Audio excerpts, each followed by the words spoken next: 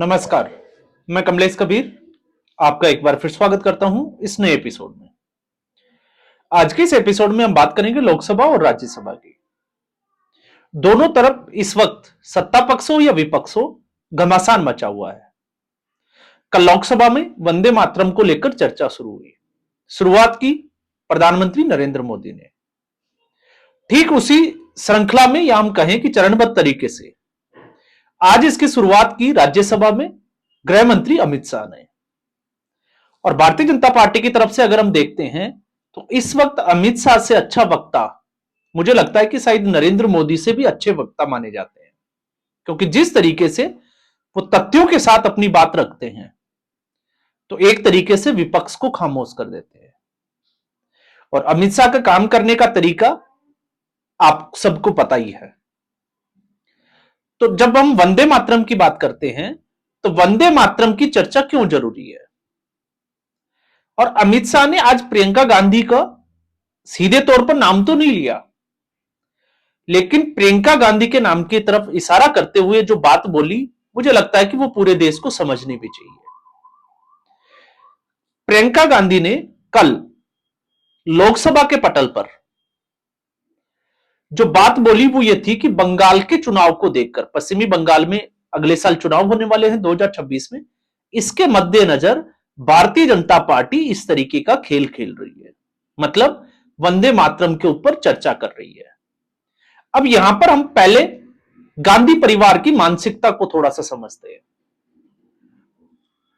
अगर कांग्रेस पार्टी में इस वक्त कोई अगर कांग्रेस पार्टी को या राहुल गांधी को अच्छे से फॉलो कर रहा है तो शायद एक बात जरूर समझ में आएगी कि राहुल गांधी राजनीति नहीं कर रहे हैं, क्योंकि राहुल गांधी को लगता है कि वो देश के दूसरे गांधी कैसे बन सकते हैं और उसके लिए वो क्या कर सकते हैं।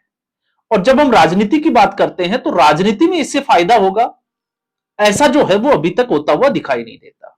अब जब मैं ये कह रहा हूं तो क्यों कह रहा हूं, क्योंकि वंदे मातरम के साथ में जो चर्चा शुरू होनी थी तो राहुल गांधी ने सदन में ऐसे मौकों पर, जिन मौकों पर नेता प्रतिपक्ष को होना चाहिए, उन मौकों पर वो पीठ दिखाकर भाग जाते हैं, फिर चाहे वो सरकारी कार्यक्रम हो या फिर संसद का किसी भी सत्र में बोलना हो। और कांग्रेस पार्टी में लगातार राहुल गांधी की 95 हार के बाद में, चाहे वो प्रियंका गांधी हो या फिर राहुल गांधी हो, इनको लॉन्च करने की पूरी तैयारी की जाती है। अब इस वक्त एक तरीके से लोकसभा में प्रियंका गांधी वाड्रा को लॉन्च करने का पूरा प्रयास किया जा रहा है। वो इसलिए किया जा रहा है क्योंकि उनकी नाक और बाल जो है वो इंदिरा गांधी से मिलते हैं। इससे ज्यादा अगर आप कुछ बढ़कर देखते हो तो अभी कुछ ऐसा इंपैक्ट कि प्रियंका गांधी के भाषणों से दिखाई दे तो वो होता हुआ नजर नहीं आता है। अब कल राहुल गांधी नहीं थे, लेकिन आज राहुल गांधी थे।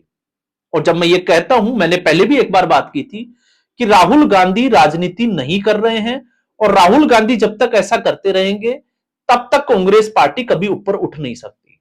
तो वो कर क्या रहे हैं, आज आपने देखा उन्होंने बात की खादी की, उन्होंने बात की नाथूराम गोडसे की, जबकि चर्चा का विषय क्या था, चर्चा का विषय था चुनाव सुधार प्रक्रिया।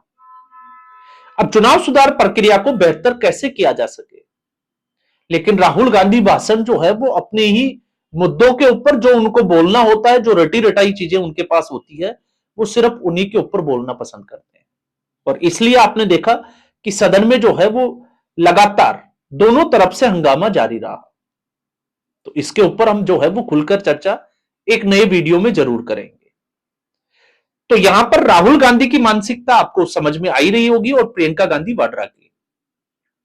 अब इसको लेकर जब वंदे मातरम की यह बहस आगे बढ़ी तो अमित शाह ने जो बात बोली कि जिस तरीके से, क्योंकि अनेक मौकों पर हमने देखा है, पश्चिमी बंगाल के चुनाव की अगर हम बात करें तो पश्चिमी बंगाल के चुनाव से ज्यादा इंपॉर्टेंट यह है कि वंदे मातरम को 150 साल हो रहे हैं।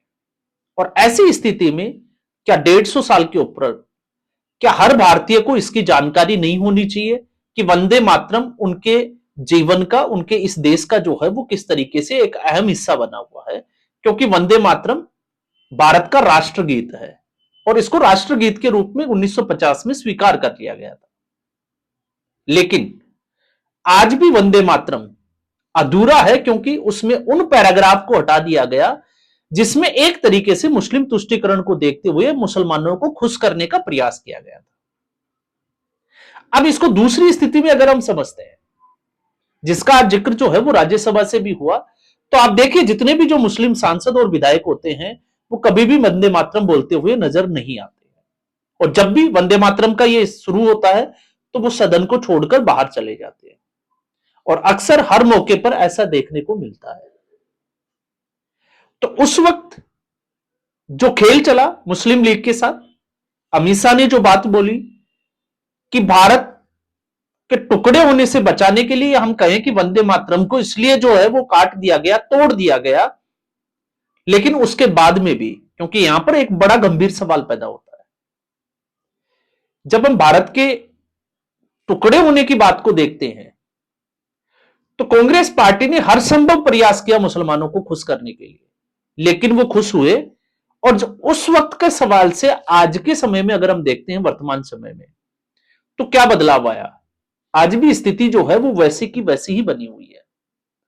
तो 1909 में बंगाल के विभाजन के बाद, क्योंकि ये बीज डाला था अंग्रेजों ने हिंदू और मुस्लिम का, और उसके बाद ये बढ़ता ही चला गया, तो जिसको काफिरों का गीत बोला गया मुस्लिम लीग के नेता के द्वारा, और उसके बाद में भी कांग्रेस पार्टी ने इस तरीके का प्रयास किया कि उसको छोटा कर दिया, और यहीं तक नहीं रुके। इसके बाद में आप देखिए सुजलाम सुफलाम जो जिसकी हम बात कर रहे हैं, इसके अलावा रघुपति राघव राजाराम, उसके साथ क्या किया? उसकी जो लाइन थी उसको ही बदल दिया गया। क्यों बदल दिया गया? क्योंकि उसमें अल्लाह ईश्वर तेरो नाम डालना था। अब सोचने की बात यह है कि उससे फायदा क्या हुआ? तो आज की स्थिति में उससे कोई फायदा नहीं हुआ। और फिर उसके बाद में अहिंसा परमो धर्म में यहां तक तो बोला गया, लेकिन इसके बाद क्या था उसको भी छुपा दिया गया। तो ये सारी जो चीजें हैं ये कांग्रेस पार्टी ने की, और कांग्रेस पार्टी की वो सारी कमियां, जब जब इस तरीके की कोई बहस होती है तो वो सारी कमियां जो है वो बाहर निकल कर आती है। और यही एक वजह है कि कांग्रेस पार्टी ऐसे मुद्दों पर भागती हुई नजर आती है। तो एक तरफ जहां पर अमित शाह ने मोर्चा संभाला, तो दूसरी तरफ सुप्रीम कोर्ट में, क्योंकि मामला एसआईआर से जुड़ा हुआ है, और एसआईआर में चुनाव सुधार प्रक्रिया को लेकर, क्योंकि इसमें एक पेच जरूर फंस जाता है जब संसदीय प्रणाली को हम समझते हैं।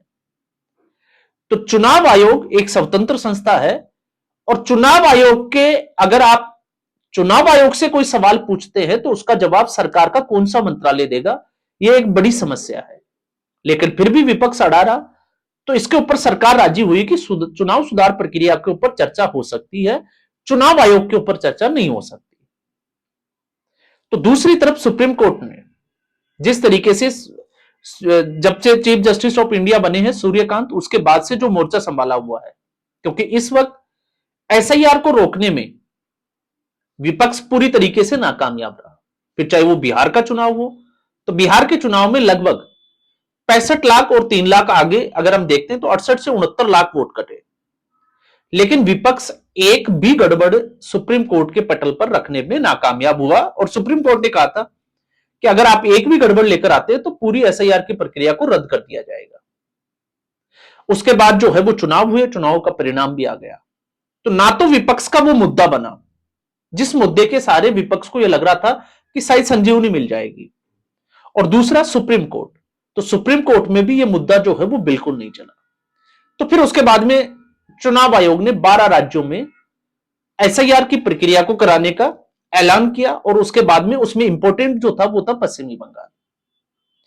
अब पश्चिमी बंगाल में ममता बनर्जी की सरकार ने भरपूर प्रयास किया, लेकिन नहीं रोक पाए।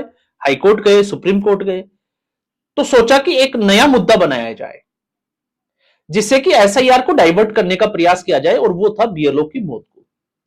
तो सुप्रीम कोर्ट में यह कहा गया कि 32 बीएलओ की मौत हुई। तो कारण क्या था? कारण के बजाय बीएलओ की मौत को एक काम का दबाव माना गया, जबकि कितना काम का दबाव होता है?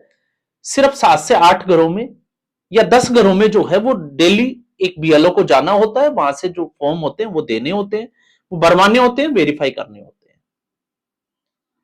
अब ऐसे में अगर काम के दबाव की बात करें तो फिर एक सेना का जवान, एक पुलिस का जवान और एक डॉक्टर, या फिर हम कहें कि कंपनी के जो प्राइवेट सेक्टर में जो एम्प्लॉय होते हैं, फिर उनका काम का दबाव का क्या होगा?